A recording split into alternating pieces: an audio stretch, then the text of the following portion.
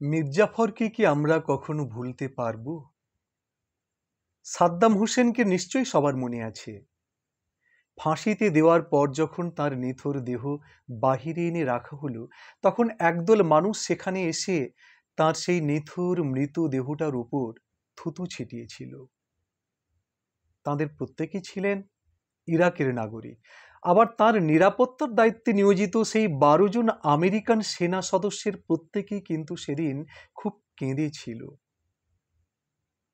ভারতের প্রধানমন্ত্রী ইন্দিরা গান্ধীর পরিণতি হয়েছিল আরও করুণ। শত্রুর গুলিতে নয়, তার মৃত্যু হয়েছিল নিজেরই দেহরক্ষীর গুলিতে।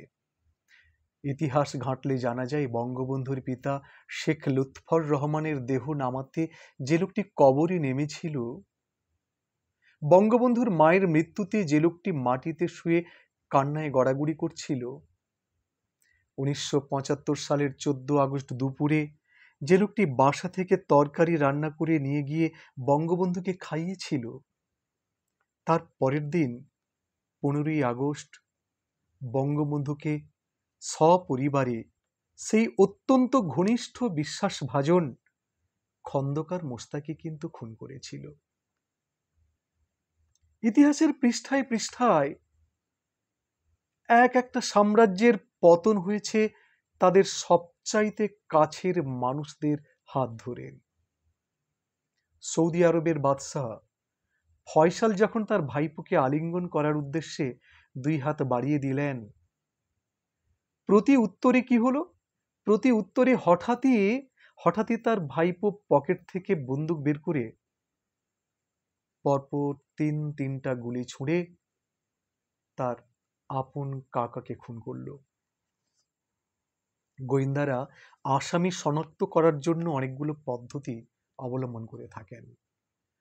তার একটি হলো প্রত্যেককে সন্দেহের দৃষ্টিতে রাখা। সবচেয়ে বেশি সন্দেহ তাকেই করা হয় যাকে মনে হবে সবচাইতে কম সন্দেহজনক। ইতিহাস আমাদের বারবার শিখিয়ে গেছে, মানুষের জীবনের সবচাইতে বড় যে শত্রু তাকে কখনোই চেনা যায় না। সে থাকে সব থেকে কাছের বন্ধুর মতো করে। আপনার ব্যক্তিগত জীবনেও কিন্তু তাই। আপনি সবচাইতে বেশি প্রতারিত হবেন আপনার কাছের মানুষদের কাছ থেকেই।